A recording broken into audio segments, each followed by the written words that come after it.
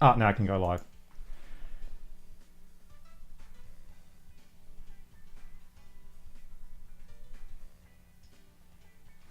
All right. Excellent. Now it's working. Woo.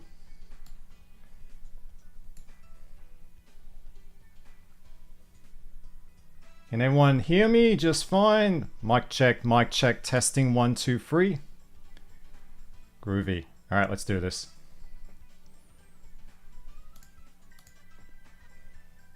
All right, let's fire up the game.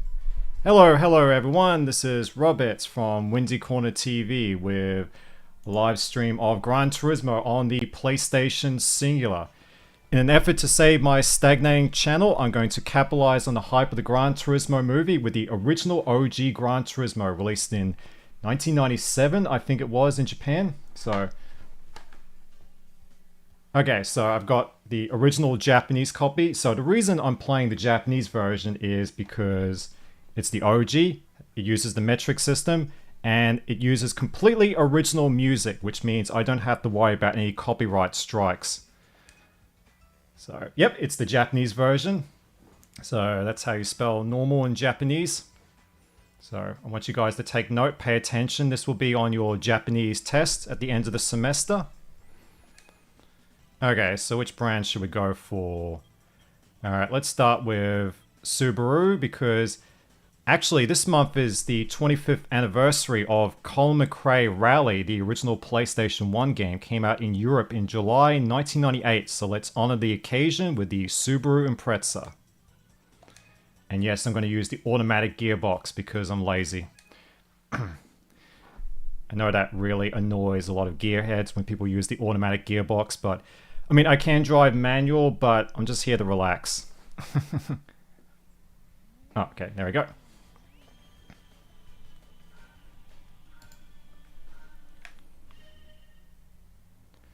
And away we go, playing the original Gran Turismo, the High Speed Ring, which is still in Gran Turismo 7. It's a staple of the Gran Turismo series. And yeah, it's a pretty cool course, like lots of, well, it's called the High Speed Ring because, you know, there's these long, high-speed curves. And see if we can get past them. Whoop. Yeah, the AI isn't particularly great in the original Gran Turismo. You can sort of just use them like bumper cars. Although that's kind of a thing in the newer games as well. So I always like this bit. Actually, that's... yeah, I really do like that. So in the newer Gran Turismo, that tunnel's a bit longer, and they've also added like this really cool bridge. So the high-speed ring's definitely changed over the years. They do like those really pixelated crowds.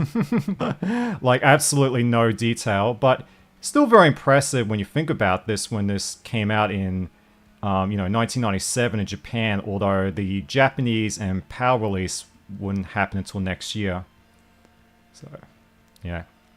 Man, I've played so much Gran Turismo, man. It's like riding a bicycle. You never forget it. Whoops. Should have taken that corner a bit slower. Yeah. So, yeah, as I mentioned earlier, I'm doing a live stream of the original Gran Turismo to capitalize on the hype of the new movie. I'm actually going to the premiere of the film this week, which will be pretty cool. So I'll be able to see the film a week before everyone else. I'm pretty hyped about the movie. I mean, I don't have the highest expectations for the film. I guess the only thing I really want them to include in the film is some of the iconic music from the Gran Turismo series, because the trailers of... yeah, that's the thing that stood out to me the most of the trailers, is the complete lack of any of the Gran Turismo's signature music, like Moon of the Castle. In the American version of Gran Turismo 3, they got Snoop Dogg to do like this exclusive song for Gran Turismo 3 where he like raps about Gran Turismo. I don't know if anyone's heard that song. I'm sure my American followers are familiar with that. So, yep. So, First race in the bag. So we're going to go through every single course in the OG Gran Turismo. Okay, single race. Okay, let's go with the good old Toyota. Let's have a look-see. Yeah, we'll go with a good old Supra. Can't go wrong with a Supra. So next we're going to tackle good old Trial Mountain.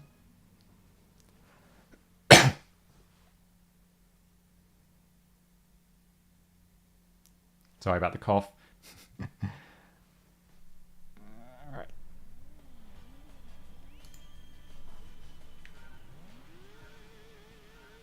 So as you can see now, I have a proper professional microphone.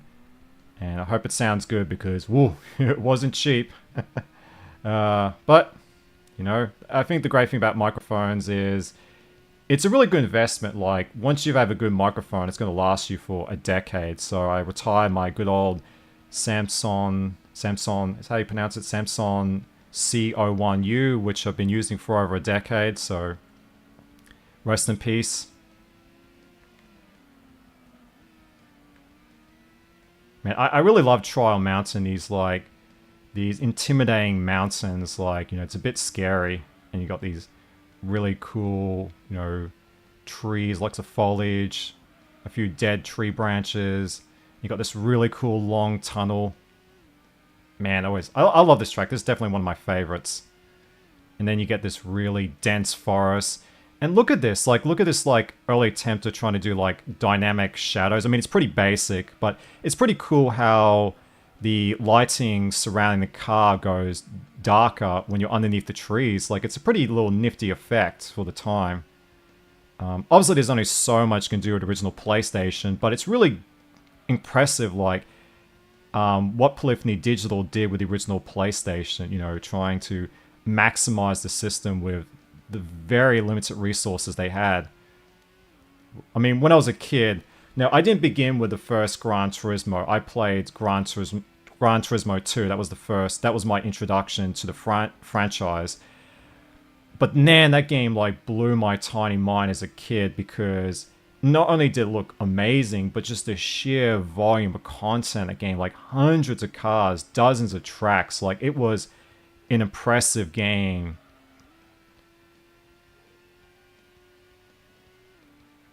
Because, you know, you remember back in the day, like, you know, old arcade races like Virtual Racing and, you know, Sega Rally and Daytona USA. You only get like a handful of cars and 3 or 4 tracks, and that was it. Then Gran Turismo comes along and says, nah, we're going to blow the doors open and really push the boundaries of the racing genre. Because I think that's what really made Gran Turismo so impressive. It was not like this quick pick up and play arcade game. I mean, in a sense it is, like, that's what the arcade mode is, but it was like a time investment. It was a commitment. And I think that's the reason why I think the PlayStation brand just took off like a rocket. So I think a lot of people do have a bit of discussion about, like, why did the PlayStation succeed where, you know, the Saturn failed. And I think the Saturn's a great console. Like, I mean, Sega Rally on the original Saturn is an awesome port, and I really do like Daytona USA Circuit Edition. That's a really good port. Much better than the first conversion of Daytona USA. But, you know, unfortunately the Saturn had nothing like this. And I don't think the N64 ever got a driving game quite like Gran Turismo. Although Mario Kart 64 and Diddy Kong Kart Racing are superb. They're both excellent driving games. So, another race in the bag. Woo! Number 1!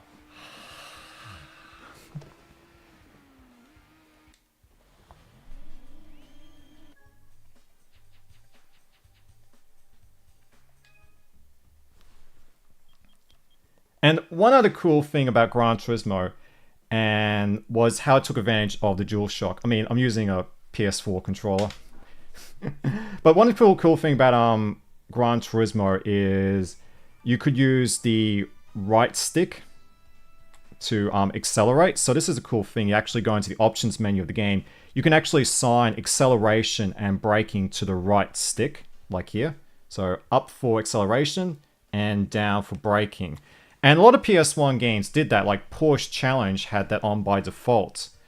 And a lot of PS2 racing games had that. Like I was recently playing WRC 3 on the PS2. It also had that same setup because the PS1 and PS2 controller didn't have analog triggers. So yeah, that's how you would get analog gas and brake in old racing games.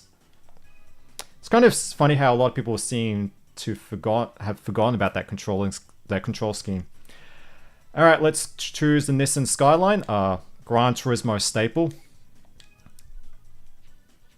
And Grand Valley East.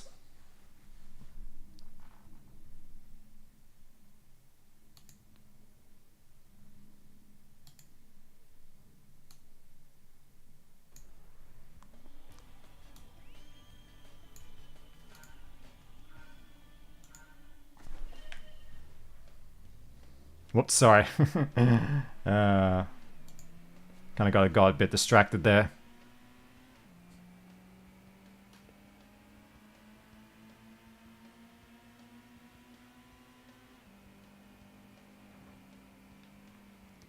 Yeah, it's been a while since I've done a live stream like with an actual proper video game. There's been work has been busy, you know, and there was also the rental crisis in Brisbane. But thankfully, now got a really cool place to live. Got the dream gamer setup. Okay, probably not. So yeah, so now I'm just being silly. Just gonna scratch my nose. It's all captured on tape now.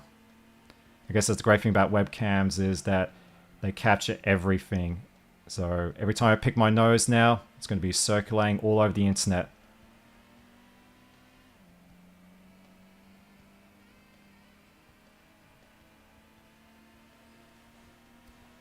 But yeah, I guess I really should probably talk a bit more about the actual Gran Turismo franchise instead of just speaking complete bollocks. So yeah, Gran Turismo 2 was my introduction to the franchise, and I was hooked immediately. Like I spent an ungodly amount of time playing Gran Turismo 2. Whoops, made a mistake there. Went off road. Shh, don't tell anyone that I went off road. So yeah, Gran Turismo 2, it blew my tiny mind. Then Gran Turismo 3 came out, and boy, was the leap between Gran Turismo 2 and 3 incredible. So, like, you got double the frame rate, 4 times the resolution, much higher polygon count, more detailed more detailed car models with more advanced shading. Like, it was a huge leap. Like, the jump between Gran Turismo 2 and 3, it's just something you'll never see again. Like, I think the PS1 to PS2 jump is probably the biggest generational leap you'll probably ever experience in gaming. Because, I mean, not to say there isn't massive leaps between console generations anymore. Like, if you play something like... I know what's a really impressive game on, like, the PS5 and Series X. I guess there just hasn't been that many PS5 and Series X exclusives. I mean, games like The Medium, Flight Simulator... Damn it, came second. Yeah, Flight Simulator looks really good on the Xbox Series. That game looks incredible. But I think the problem is now, like, we are reaching the point of diminishing returns. Like to see the visual advantages of newer consoles, you have to like point them out. Like back in the day, like you didn't need someone to point out, hey, this is why this new console's better because it has more advanced, you know, lighting and particle effects.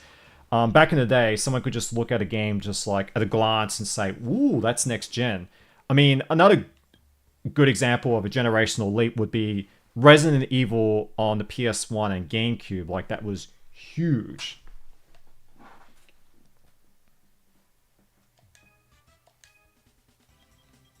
Let's go with Honda NSX. Let's go with a white color paint job. Okay, Clubman Stage Route 5. which is a track I definitely would like to see come back. I'm sure Super Jump is going to agree with me on this, but Gran Turismo 7 has a distinct lack of city courses. You know, has anyone noticed that like Gran Turismo 7 has very few actual city courses?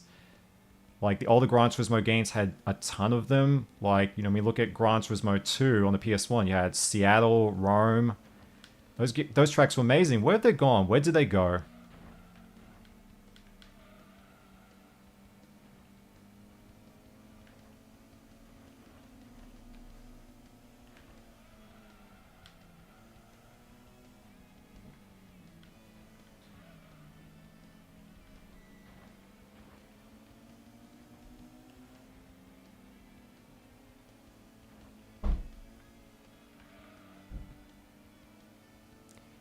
So, so special stage Route 5. So there's obviously the Clubman variant, and then there's the full length version. And I guess in a way, the game kind of like did this to try and bump up its track roster by having multiple what's the word I'm looking for, configurations of each track. So in essence, you only got really like probably like half a dozen tracks in Gran Turismo 1. We'll eventually get to special stage routes 11, which is a course that's also disappeared in newer Gran Turismo games. That course is pretty brutal. Only ever made a reappearance in Gran Turismo 3, so it's only in 1 and 3, so that's a bit of an elusive track these days in the Gran Turismo lore, if I want to call it that.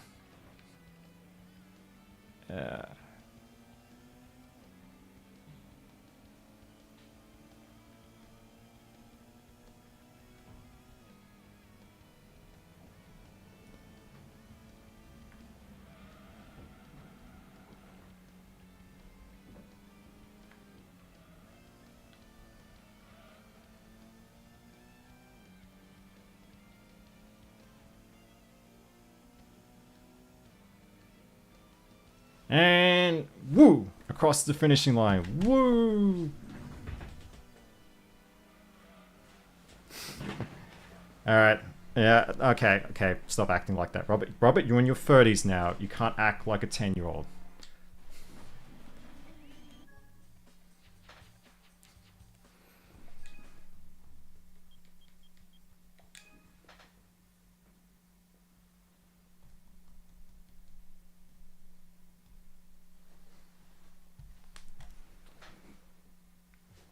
Alright, single race. Normal. Alright, let's go with Mazda. Let's go with the RX-7. The Bathurst. Type RB Bathurst. Ooh. So I assume that's named after the famous track in Australia, which every Australian is familiar with. The good old Bathurst. There's also an island called Bathurst Island in Australia. It's one of the Tiwi Islands, I think it was. Tiwi Islands? Yeah, Tiwi Islands. It's like north of the Northern Territory. So, yeah, I love how this is a live stream about driving games and we're talking about geography. Yeah, Australia has a lot of weird town and island names.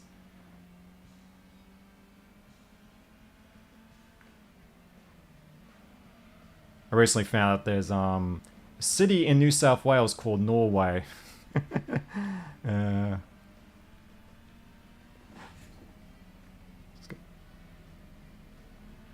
So now we're tackling the full Grand Valley Speedway. Another track they really need to bring back. That's completely gone in Gran Turismo 7 as well, man. Okay, we're going to start a change.org petition. Bring back Grand Valley. Bring it back.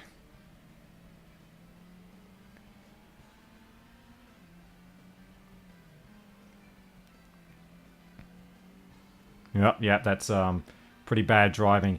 You can see why I didn't win the GT Academy in 2010 and they're not making a movie based on me. I actually did enter the GT Academy back in 2010. You know, obviously the winners would get to go, get to drive for Team Nissan. Didn't happen. My dreams were stolen. Yeah, Gran Turismo 5 now. that was an interesting time. Like, I mean, I'm sure everyone's very familiar with Gran Turismo 5's lengthy development time, because Gran Turismo 4, they came out in the West in early 2005. We had to wait nearly 6 years for Gran Turismo 5. It was the first time I kind of really experienced like a lengthy wait for a video game. It was like one of those video games that it just didn't feel like it was ever coming out. I know how Duke Nukem fans must have felt when they were like, hypes for Duke Nukem Forever. Although, to be fair, at least Gran Turismo 5, despite its some of its warts, it was actually a pretty good game. Where Duke Nukem Forever, well, that didn't really quite live up to the 14 years of hype. Get out of the way, woo! And there was a frame rate drop. Ooh, did you see that? Frame rate drop. Dropped from 30 down to the low 20s. So, but I mean, the frame rate's still pretty good for what it is. Like, I mean, the Need for Speed games had a lower frame rate than this on the PS1. Actually, no, Need for Speed 1 wasn't too bad. But I remember Need for Speed 3's frame rate wasn't that great on PlayStation.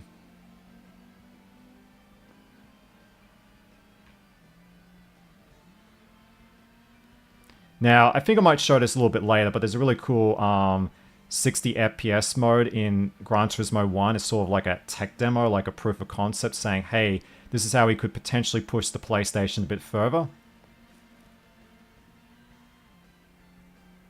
Alright, cool. Another race in the bag. I'm just slouching now, I should stand up.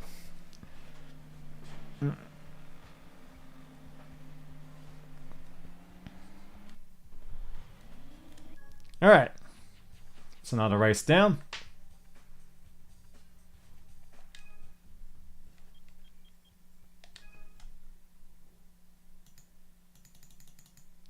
Just hang on a tick. Just gotta muck around with some settings.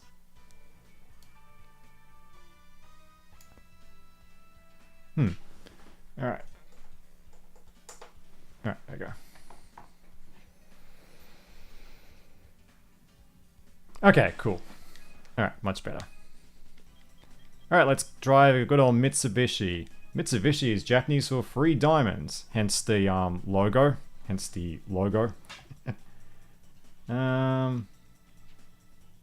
Yeah, let's go with the good old Mitsubishi Lancer.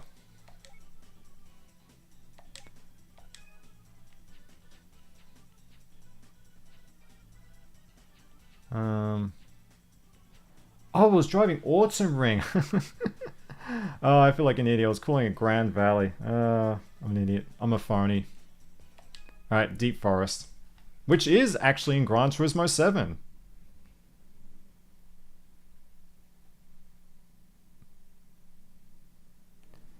Alright. Ooh, Hungry Jacks. And for those who don't know, Hungry Jack's is what they call Burger King in Australia. So there's a very funny story behind that. So I think it was in the 1950s, there was an American who moved to Australia and he started up a burger joint called Burger King, and he had no permission to use that name at all. So he registered the trademark, and eventually they would shut down. So that Burger King doesn't exist anymore. I think they shut down their last restaurant in the late 60s. And of course, when Burger King, the original Burger King, showed up in Australia, they couldn't call it Burger King here because that copyright was still in place. So they had to change it to, Hungry Jack's. So that's one thing I do like about Australia is that a lot of our brands here are actually rip-offs of American brands with zero permission. Like we still have Woolworths in Australia, but has zero affiliation with the American Woolworths or the British Woolworths. Like they literally just stole the name. Like they didn't have permission to use it. And same with Target Australia. Now the funny thing is a lot of people don't notice, but even though Target Australia has the exact same name and exact same logo as Target America, they are not connected. Like, it's not a franchise. They don't have franchise rights. Like, they literally stole the logo and the name without permission. But you could do that back in the day. Like Australia didn't have a trade agreement with the States, so you could just steal an American idea or brand and just copy it. Like you could get away with that. Like it was perfectly kosher. Obviously, you can't do that now because yeah, we have a pretty good, strong. Australia has a strong relationship with the USA now. Like so, I can't open up a restaurant called McDonald's or KFC and get away with it. So. Oh yeah, of course, yeah. Vegemite. Vegemite is a rip-off of Marmite.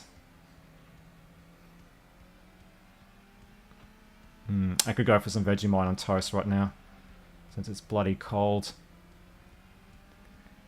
We don't all have the luxury of living in warm, sunny Sweden. It's absolutely freezing down here in cold Arctic Australia.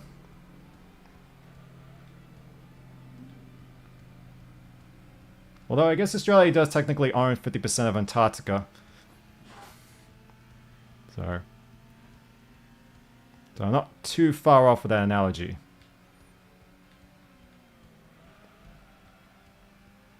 Man, I love this track. Like, I just love any tracks with lots of, like, dense foliage. Yeah, now I feel like Hungry Jack's. So I could go to Hungry Jack's, get myself a nice big double Whopper. That would be awesome. But yeah, I gotta watch my weight. The joys of being in your 30s. So, to my younger viewers out there in their 20s, I would enjoy your metabolism while it lasts. You savor that pepperoni pizza. You savor that deep fried chicken.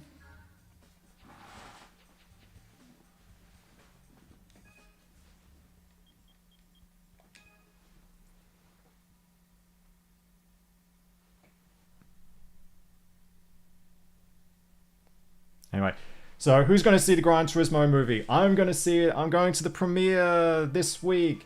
And everyone who shows up at the VIP premiere, I want to see all of you with PSPs and a copy of Gran Turismo. We're going to play some Gran Turismo in the foyer. We're going to do some local ad hoc races. It's going to be epic and sweet. I want to see that.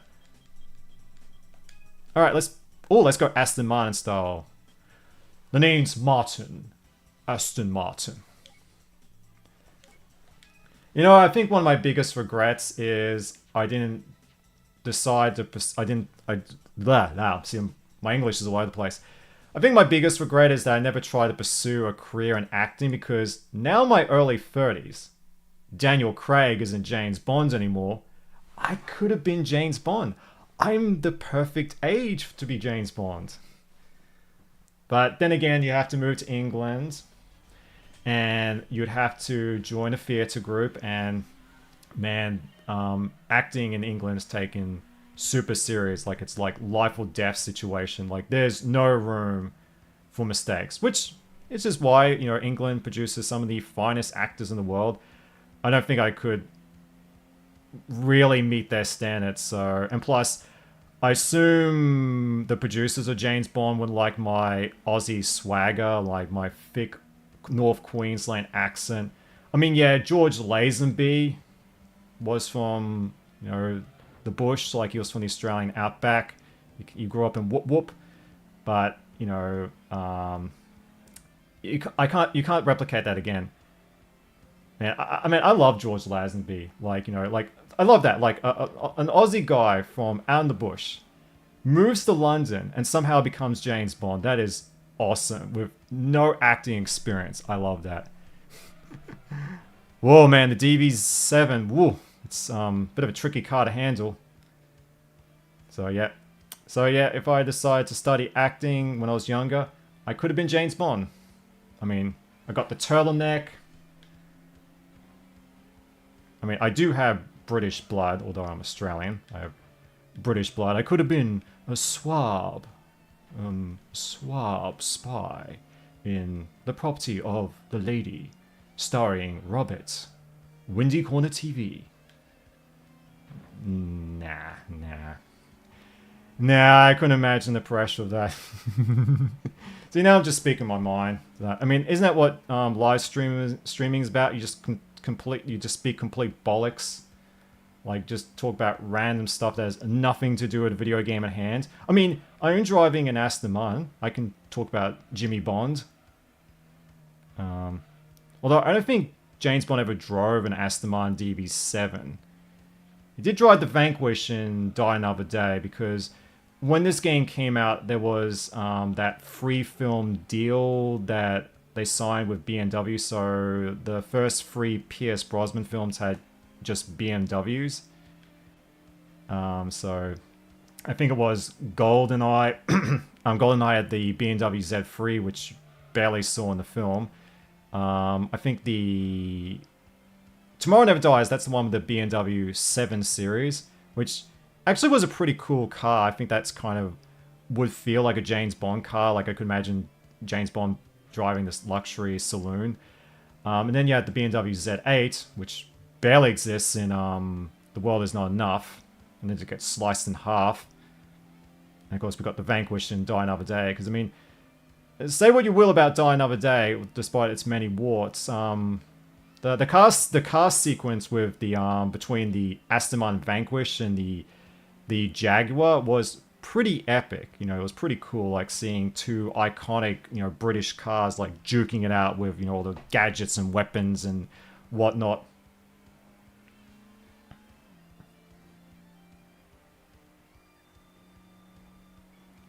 Woo! Another race in the bag. Woo! Alright.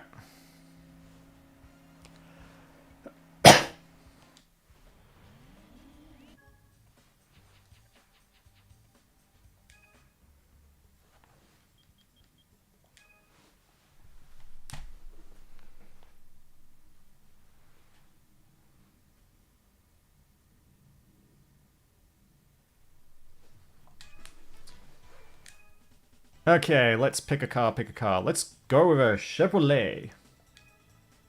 Got the Camaro, the Corvette, or the Corvette Grand Sport. Yeah, that looks cool. Anything with a stripe is awesome. Alright, next track is Grand Valley. Oh, there you go. That's the final track, the full Grand Valley.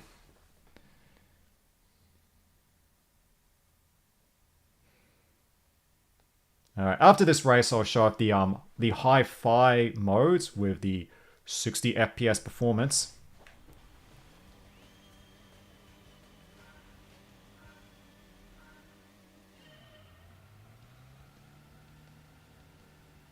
Yeah, I do like the look of the old Skyline, and this Corvette has four rear lights. That's a pretty cool look.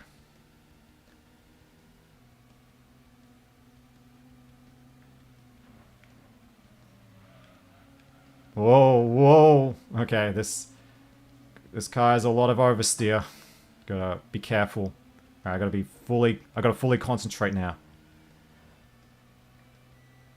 I gotta summon my inner Peter Brock.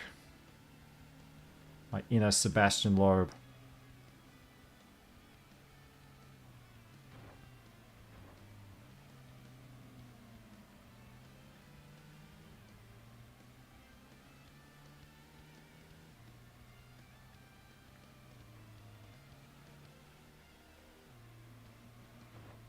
My inner Lewis Hamilton.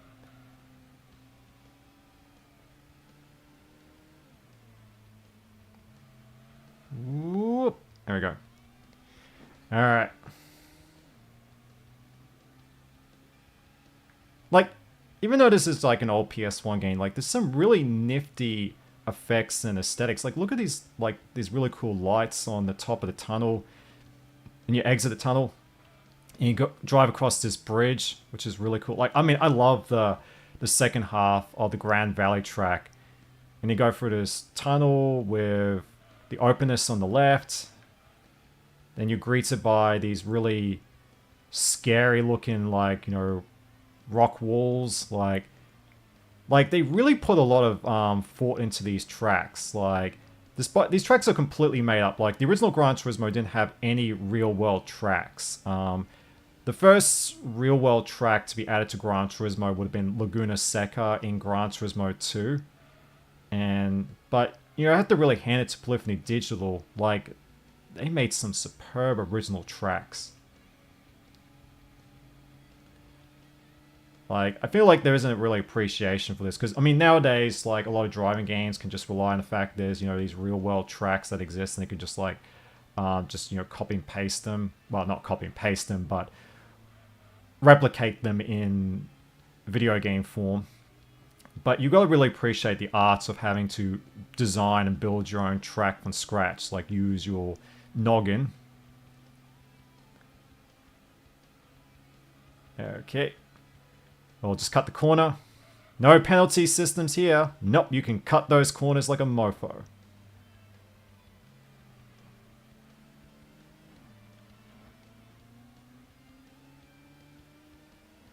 No penalties here.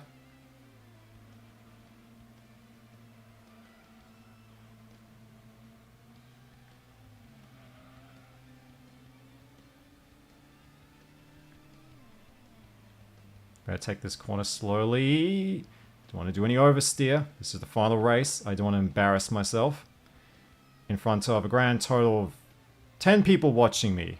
Thank you all for tuning in and watching me make an idiot of myself. This is why designing webcams was a terrible idea.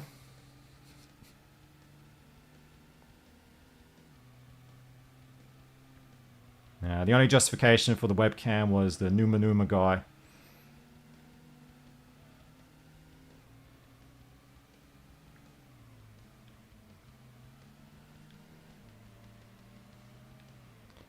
Alright. Let's go, let's go, let's go. Whoops.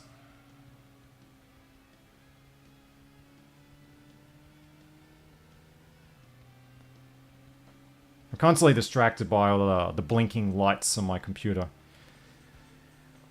Alright, that's the final race in the bag. Now, before we conclude this live stream, we're going to take a gander at the high five mode. High five, high five, high five! Because I think it's short for like high fidelity, I assume. Okay, cool.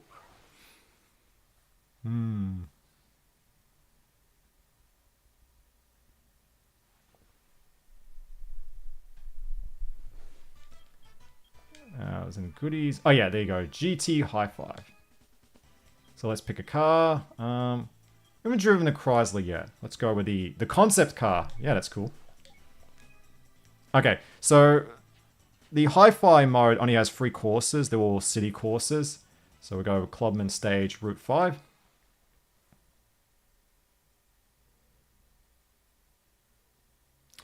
So this is pretty cool. And I'm streaming this at 60 FPS. So yeah, this actually runs at 60 FPS. So a lot of games used to do this back in the day. They would kind of like have like a proof of concept. Like they did a similar thing with Ridge Racer Type 4. It came with a second disc called Ridge Racer High Spec, which was Ridge Racer 1 running at 60 FPS on the PS1. But yeah, as you can see here, we're playing Gran Turismo at 60 frames per second. Obviously, the way they were able to achieve this was by having the city courses with reduced geometry, draw distance, and only one car on the track. So obviously, it's not feasible to have a full grid at 60 FPS, but it's still cool nonetheless. And I do love how a lot of people go on and on saying, "Oh, we didn't care about frame rate back in those days." Hello, why does this exist? Like, why did companies put these modes in to show, hey, this is the potential of what a game could look like at a higher frame rate, you know? Like, I really hate that narrative. I really hate that narrative that nobody cared about graphics or frame rate back in those days. And I'm not saying that you should only care about the graphics, but let's not beat around the bush. Like, people were obsessed with graphics in the 90s. Like, I mean, when I was a kid, I was blown away by Gran Turismo. And I didn't really understand what a frame rate was, I think, until the PS2 days. The game that kind of taught me what a frame rate was is Burnout 2. So Burnout 2, the PAL version, had a 50 hertz and a 60 hertz mode. So I was like, oh, well, that's weird. What the hell does that do? So I did some research on that as a kid, and I found out that, I found the differences between TV standards around the world, and I finally understood what a frame rate was. Okay, it's like, oh, so the 50 hertz mode is 50 frames per second, and the 60 hertz mode is 60 FPS. And if you have like an NTSC compatible television in Australia, you can enjoy the 60 hertz mode. And thankfully enough, my old Sanyo CRT back in the day actually did support NTSC. Pretty much every Australian television built after the year 2000 supported by PAL and NTSC. Although annoyingly, a lot of PS2 games would ship with only 50 hertz. Now, I am playing the Japanese version of this game, so if I was playing the PAL version, it most certainly would be running at 50 hertz. 50 frames per second.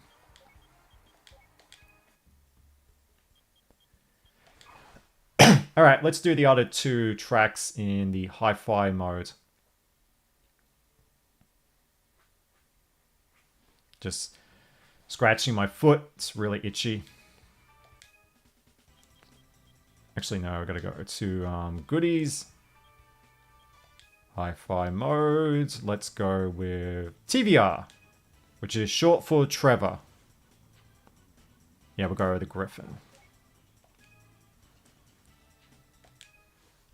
There's a bit of car trivia for you. TVR stands for Trevor.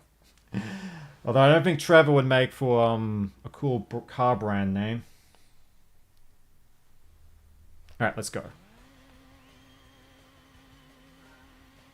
Enjoying that delicious, smooth 60 FPS. Only 60 FPS touches these eyes.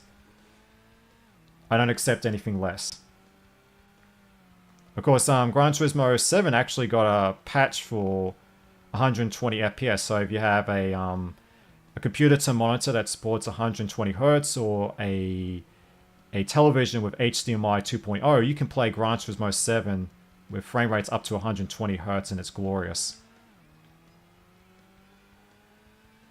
And of course, Gran Turismo 7 also got that incredible PSVR 2 update, which is great. Like, Gran Turismo is incredible in VR. Like, the entire game works in VR, and it's just amazing. Like, the immersion you get is out of this world.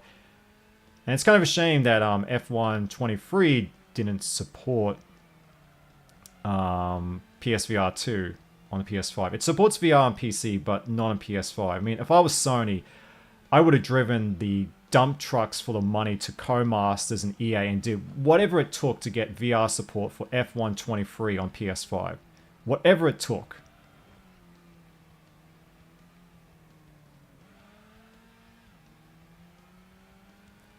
Yeah. I'm kind of curious about what Sony will do to, what cross-promotion they have planned for the Gran Turismo movie, because they haven't really announced anything. Like, are they going to roll out a new update for Gran Turismo 7? Are we going to get that PC port of Gran Turismo 7 that was leaked a while back? Or are they going to... I doubt they'll do this. Because recently they put Twisted Metal 1 and 2 on the PS5 to tie in with the TV series of Twisted Metal, which I believe is on Peacock. Like whatever streaming platform has it. I don't think we're going to get re-releases of the old Gran Turismo games. I mean, that would be cool, but that's not going to happen because of the sheer amount of like legal red tape, because you need to get permission from all the car manufacturers, every single parts manufacturer, and of course there's obviously the issue of the licensed music, although the Japanese version doesn't have licensed music, so that would eliminate one issue. But yeah, because of the sheer volume of red tape, it just isn't going to happen. And it's a shame, because I would love to see the OG Gran Turismo games get official re-releases. I'm sure a lot of people would be happy about that, but I think it is like a legal minefield of epic proportions, so I'm going to say no, that's not going to happen. Who knows? I might be surprised. Sony might surprise us.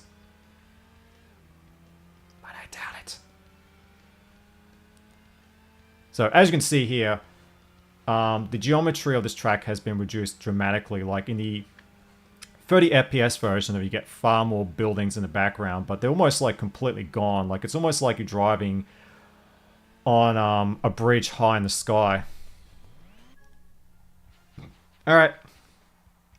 We'll just tackle one more race. We'll tackle the final race in the hi-fi mode, and that'll be it. Like, that's a pretty cool tour of the original Gran Turismo.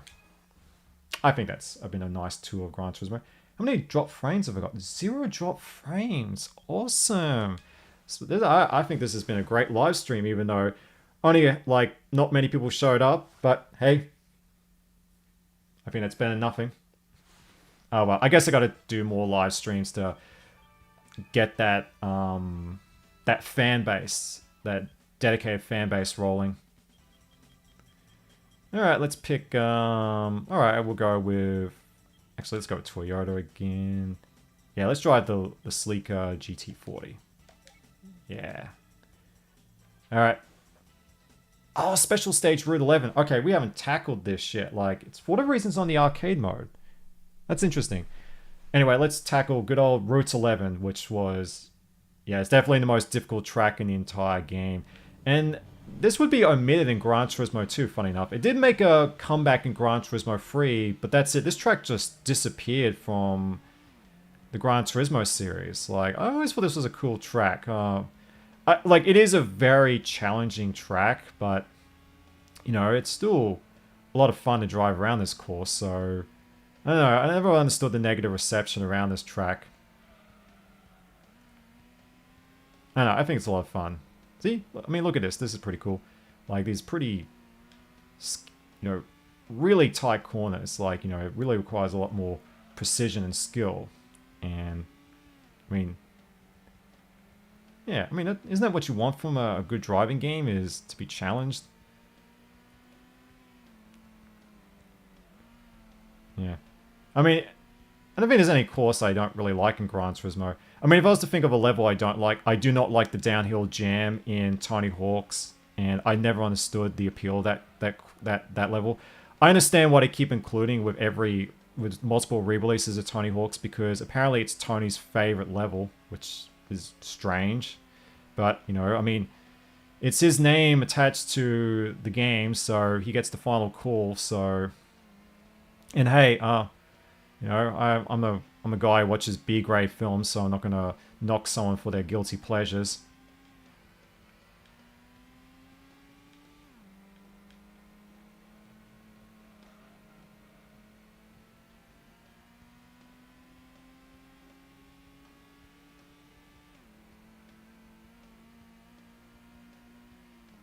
Yeah, this is a really good track. I love this track. This is really satisfying. Why do people hate this track? I don't get it. Like, I don't get it. I do not get it. Why do you hate this course when it's really engaging? It's got some really cool, you know, sharp technical corners. It's going to test your might. Anyway. So yeah, I think I might do more live streams of the other Gran Turismo games to capitalize on the excitement surrounding the motion picture based on the video game franchise Gran Turismo. As you know, I'm a slave to trends, and I want to save my stagnating channel, which is on a constant decline.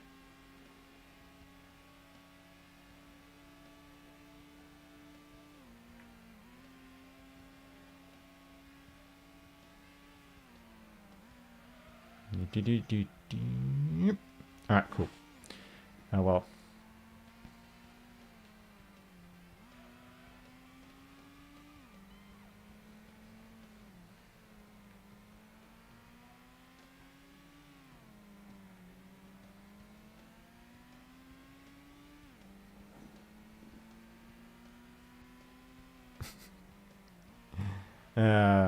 Now, of course, I think we can all in agreement that the best Gran Turismo game was Gran Turismo 4. That is the GOAT. The GOAT of the franchise. Oh man, like, Gran Turismo 4 was... Now, if Gran Turismo 2 blew my tiny mind, like, Gran Turismo 4, like, crushed it. Like, it crushed it. Like, that game was just out of this world when it came to just the sheer volume of content. Like, that game was incredible. And it was just a real technical marvel for the time. Like, I remember the Grand Canyon track, that really impressed me with its impressive 3D crowd system. Like, they tried to replicate, like, you know, you watch those old videos of rallying in the 90s, there's like thousands of people like close to the track, like a lot of them just jumping in front of the cars to get a quick photograph. They replicated that superbly in the Grand Canyon track on Gran Turismo 4. Like, such an impressive track, which is sadly disappeared. Like, it's not made a return outside Gran Turismo on the PSP, and that sucks. Yeah, I should definitely do a live stream of Gran Turismo on the PSP. That's a very impressive game. Ran at 60 frames per second, and even has like an attempt at anti-aliasing. It's very weird how they did anti-aliasing on the Gran Turismo on the PSP. I'll probably explain that when I show it off, but it's very bizarre. But I guess it worked. There's certainly no anti-aliasing here. Just beautiful jaggies on the Pixel Station Singular. And across the finishing line.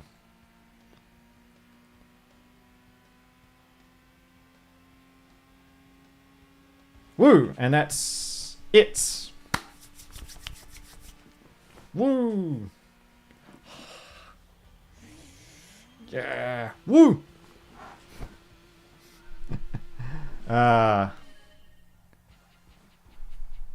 I might be in my 30s, but I still have the mind of a 10-year-old.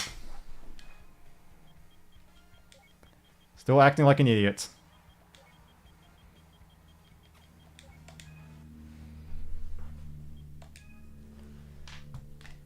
Okay, that's a wrap. You're all dismissed. So, yeah, so I hope everyone enjoyed this trip down memory lane with the original Gran Turismo on the PlayStation Singular. Stay tuned for another live stream where I'll play another Gran Turismo game. Probably Gran Turismo on the PSP might be a good one to play because, yeah, because I think that's a pretty impressive game for the hardware. So, yeah, it's pretty cool to be back live streaming again. I got the webcam, I got the microphone. Oh, just smashed my my monitor. See, I can do this. I'm an idiot. I'm so immature. All right, that's a wrap. I hope you guys all have a fantastic day, and I'm gonna head off to the gym. Gotta get jacked. Gonna become a jack brickhouse. Nah, not really. All right, bye.